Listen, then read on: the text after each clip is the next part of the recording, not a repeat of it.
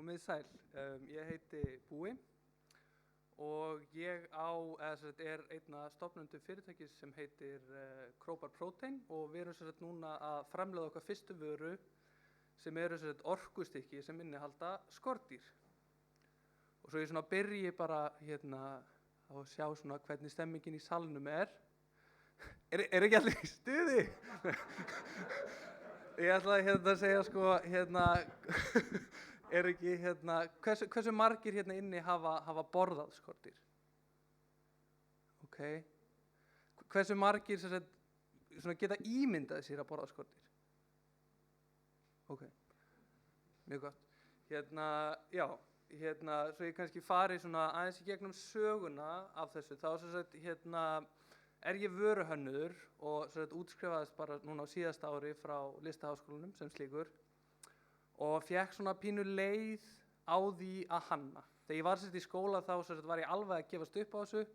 Mér fannst þetta bara einhvern veginn kjánalegt, við þurfum ekkert fleiri stóla. Þú veist, Arne Jakobsen bara eiginlega eisaði þetta og þú veist, og ég einhvern veginn ekkert alveg að fara að rústa honum einhvern veginn og þú veist, Royal Copenhagen er með sjúklega flott postulín og þú veist, þurfum kannski ekkert meira svoleiðis stöf og var þá mjög heppinn að kynnast bæði kennurum og fólki inn í geiranum sem hafði dálítið aðra sýn á hönnun og var meira farið að pæla í hvaðan eru hráefnin okkar að koma og hvernig getum við sem hönnuðir eða við sem bara neytendur jafnvel haft áhrif á það, hvernig getum við valið okkur vörur sem eru betri fyrir þá og hafa meiri tengsl í framleiðsluferli.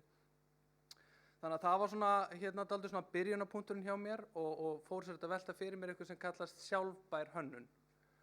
Og í framhaldi af því þá gerði ég útskriftarverkefni mitt og þar var ég að taka þetta fyrirbæri, sjálfbæra hönnun, og fór að skoða náttúruna.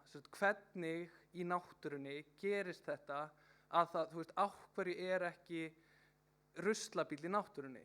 Þú veist, hver er ruslabíll náttúrunnar? Og þú veist, og á hverju er jörðin ekki bara ónýt? Þú veist, ef maður ímyndar sér að það hefði verið ruslabílar í gegnum tíðina, þá væri, þú veist, allt bara búið einhvern veginn. Og þá kemur í ljós að það eru þrír meginþættir í náttúrunni sem eru að endurvinna og eru þessar endurvinnslustöðvar náttúrunnar. Það eru bakteríur, það eru sveppir og það eru skordýr. Og ég byrjaði að skoða þetta allt og fannst mest spennandi að vinna með skordýr. Og byrjaði að bjóð til maskínu sem basically breytir lífrænum úrgangi eða lífrænum massa í mat þannig að þú ert að skordýrin borða lífræna úrganginn og þú borða síðan skordýrin. Og svo sá ég, þú verður alls konar fítusar inn í þessu og þú getur líka notað skordýrakúkinn sem, eða þú veist, það heitir frass, en basically er skordýrakúkur bara mold og þú getur notað það líka til þess að rækta. Þannig að þetta var mjög heildstætt kerfi sem var samnýta element sem að ég stal úr náttúrunni. Og í og kom mjög langt og þetta var meira konceptverkefni sem ég var að sýna fram á að þetta veri raunveruleiki, að þetta veri hægt. Og ég bjóð til kjöttengda rétti, ég bjóð til lirfukæfu og lirfubúðing og fólk var hikandi. Það er kannski besta lýsingin. Það var einhvern veginn, þú veist, það voru allir já, flott, eða þú veist, geðveikt spennandi, en þeir var ekki já, viltu ekki smakka? Það var ekki núna, Búi, ekki núna. Kannski aldrei. Og þá fer ég mitt að átta mig á því að til þess að einhver breyting geti átt sér stað að þá er spurningin vandamálið er ekki hvernig breytum við skordýrum í mat, heldur hvernig fáum við fólk til þess að borða skordýr. Og það er spurningin sem ég fór af stað og með við stofnum þessa fyrirtækis, fékk alveg geðveikt mikla athygli, allir voru geðveikt til í þetta, fannst það geðveikt sniðugt en kannski voru ekki alveg til í að borða.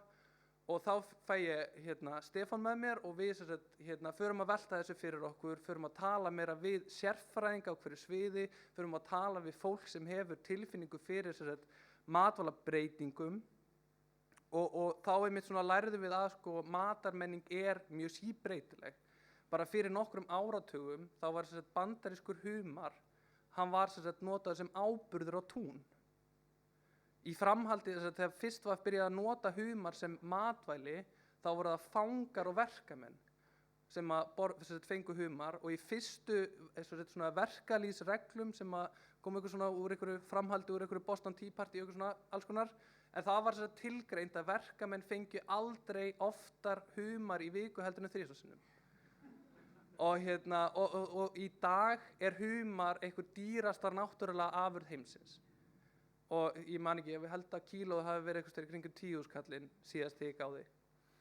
Þannig að þú veist, þetta sýnur okkur dálítið að þú veist, jafnvel þó að eitthvað kunna hljóma sérkennilega, að þá það er alltaf einhver breyting, það er alltaf einhver hreyfing í gangi, og mitt takmark og takmark fyrirtækis hefur verið að breyta þessu viðhorfi.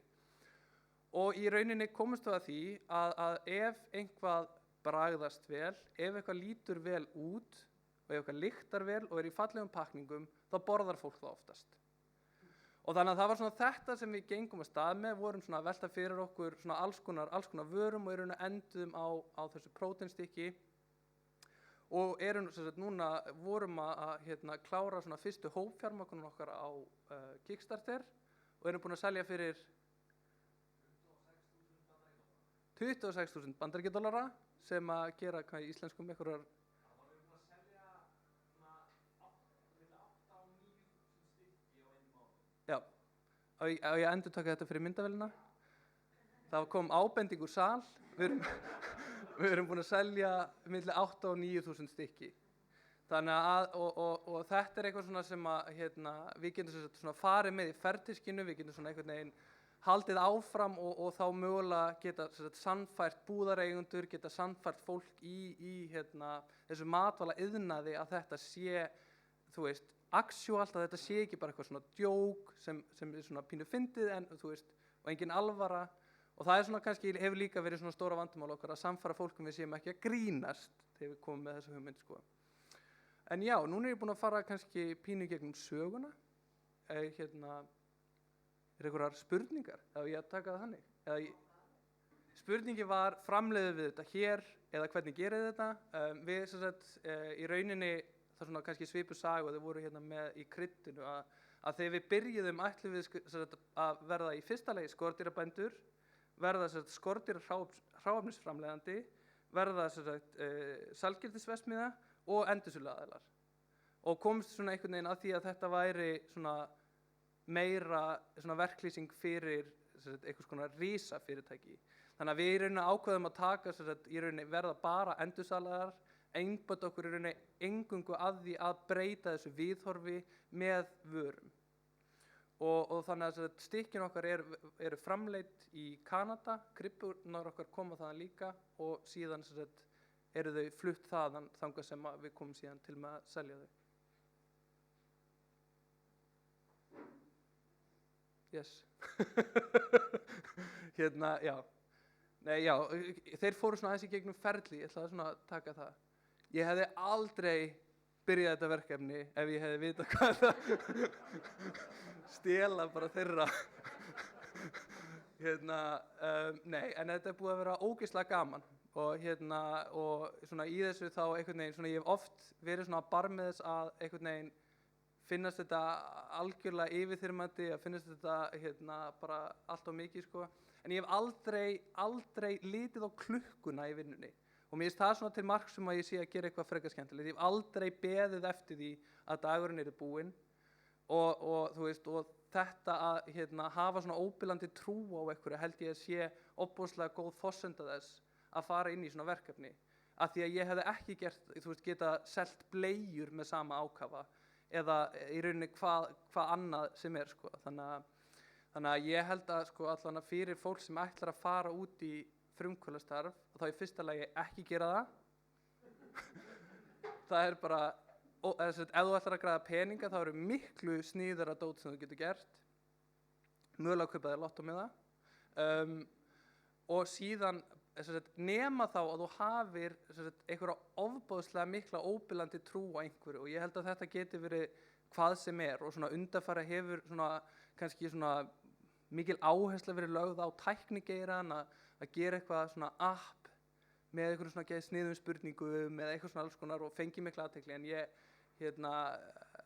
ég vona að svona í framtíðinni verðum við svona förum að skoða fleiri möguleika, og ég held að frumkvöðla starf og eitthvað sem heitir innovation, nýsköpun, geti verið komið hvaðan sem er, og hvort sem er úr íslensku deildinni, Árnastofnun eða bara þú veist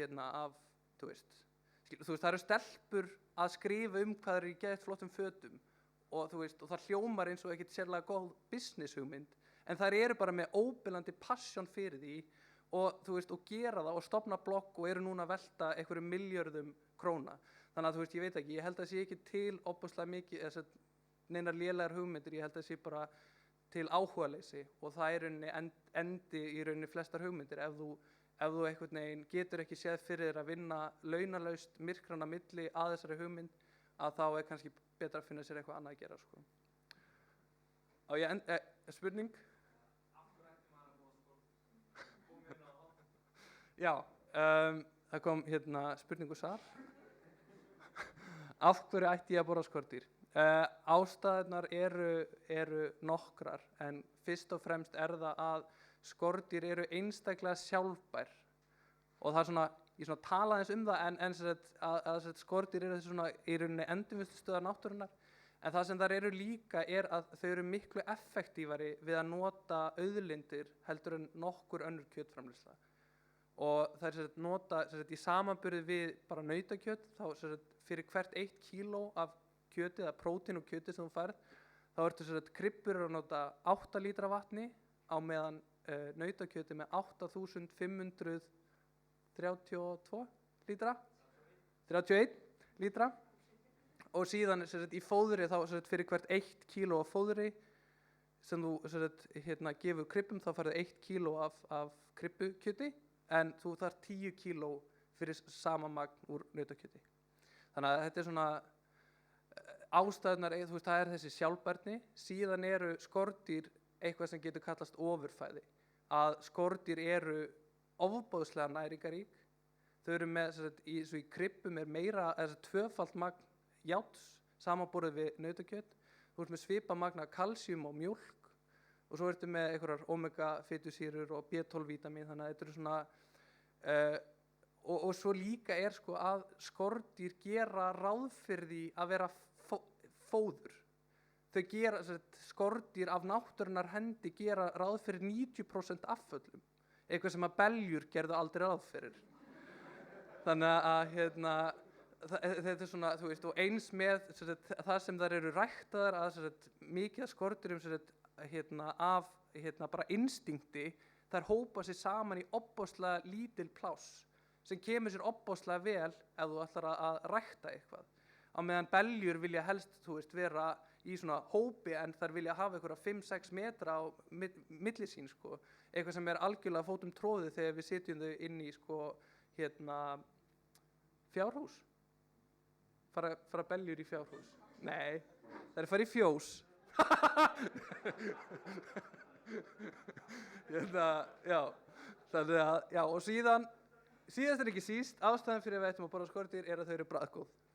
Þau eru, það er náttúrulega magnað að við erum gefið ofboðslega mikið að fólki að smakka skordýr, og oft fáum við svona kommentið, vá, ég aldrei trúa því að skordýr hefðu þetta bragð. Og þá, þú veist, og þá er þetta einmitt að fólk er búið að búa sér til einhverja hugmynd skordýr og hvernig þau bragðast, og af því að þú veist, fólki finnst eitthvað svona ógeðslegt eða skrítið, að þá finnst þeim það nauðsynlega að þurfa að bragðið sé eins. En það er það ekki. Eins og krybburnar sem við notum eru svona svipað með svona léttan netukeim sem hendar einstaklega vel við gerð prótínsteikja. Þannig að já, svaraði þetta spurningunni? Já. Þetta er spurning aftast. Spurningi var, hvar færðu svona? sem stendur þá erum við sem sagt, eigum við 20 klukkustundir eftir á Kickstarter, þannig að fyrir þá sem að vilja tryggja sér stykki, þá er ekki spurningum að vera fljótur og skjótast í tölvuna og tryggja sér sem sagt, okkar fyrstu framleiðslu, en vonandi í framtíðinni þá komum við þessu í almenna dreifingu og það verður hægt að nálgast þetta í betri vöruverslunum eða kaffihúsum landsins og heimsins alls. Já. Það er ekki bara takk fyrir.